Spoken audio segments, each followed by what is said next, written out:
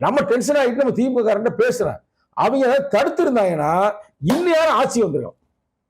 அப்ப தடுக்கிற விட்டு போட்டு இப்ப வந்து எங்களை ஒரிஜினல் திமுக செயல்படுது. இன்னும் ஒண்ணுமே குட்டிச்சோரா போவீங்க, வேற நடக்க போகுது.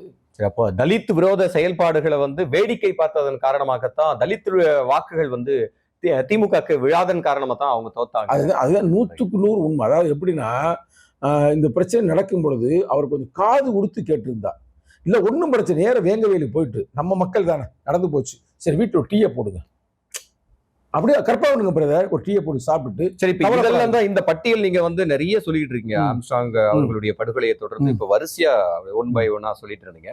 இதெல்லாம் வந்து நீங்க அப்பவே அவங்களோட கூட்டணியில இருக்கும் போது பெரிய அளவுல நீங்க எதிர்த்திருக்கலாம், கேட்டிருக்கலாம். பிரதர் அப்ப நீங்க என்னுடைய பேட்டி நீ பார்க்கல அர்த்தம் இல்ல, பேட்டி மட்டும் கிடையாது, களம் கண்டிருக்கலாம். களத்திலே நிர்பந்தமா நீங்க எதிர்த்து நின்று. பிரதர் நான் சொன்ன எல்லாத்திலையும் விடுதலை சித்த களமாடி இருக்கிறது.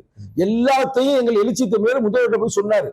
அவங்க என்ன எண்ணம்னா, யார் தலித்து தானே, நீங்கெல்லாம் வாழ்ந்தா என்ன செத்தா என்ன, சொல்றதெல்லாம் ஒரு காதல கேட்கணுமா அப்படின்ற ஒரு பொது புத்தி, வேற ஒண்ணும் இல்லை.